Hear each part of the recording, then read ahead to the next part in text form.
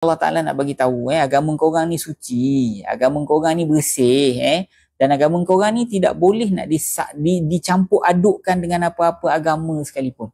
Ya, tak kiralah orang yang bercakap tu sepandai mana pun dia, sehebat mana pun dia, kalau dia mula nak kata kalau bab ni Islam betul, kalau bab ni Kristian betul, kalau bab ni Hindu betul, kalau bab ni Buddha betul, so kita campur-campurkan, kita bagi satu agama baru, kita campurkan semua agama, kita ambil yang paling baik di antara semua ni. Tak ada.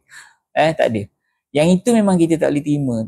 Jadi dalam konteks saya ni, mungkin Allah Ta'ala nak beritahu Islam tu tak boleh nak campur dengan apa pun. Islam tu tidak boleh kau campur adukkan dengan kefahaman agama lain, tak boleh. Dia mungkin ada persamaan, yang tu kita tak nafikan lah. Contohnya macam dalam agama lain, dalam agama Islam kita kena berbakti pada keluarga. Dalam agama lain pun berbakti pada keluarga juga. Tak apalah, kebetulan sama tu tak apa. Tapi dalam hal yang berkaitan dengan akidah, kita tak boleh nak sama. Kita tak boleh nak sama. Dia tak boleh nak kata dalam hal keluarga kau ambil agama ni punya pandangan. Kalau dalam hal rumah tangga, dalam hal politik kau ambil orang ni punya, agama ni punya pandangan. Yang itu memang tak ada. Tapi memang tak ada pun. Yang lengkap tuan-tuan ialah agama Islam aja.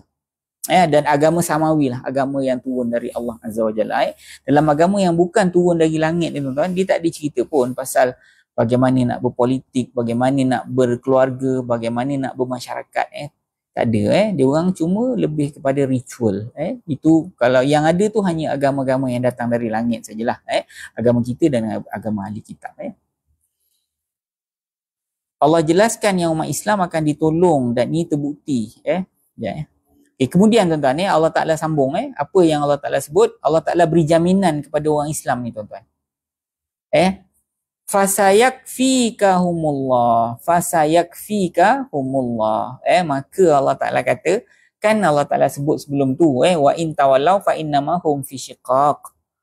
Kalau mereka itu berpaling daripada jalan apa yang kau bawa Muhammad, maka selama-lamanya mereka akan berada dalam perbalahan dengan kamu kan. Kemudian Allah Ta'ala bagi jaminan kepada orang Islam, berpegang teguh. Ini antara lain Allah Ta'ala nak kita berpegang teguh pada ajaran agama betul-betul.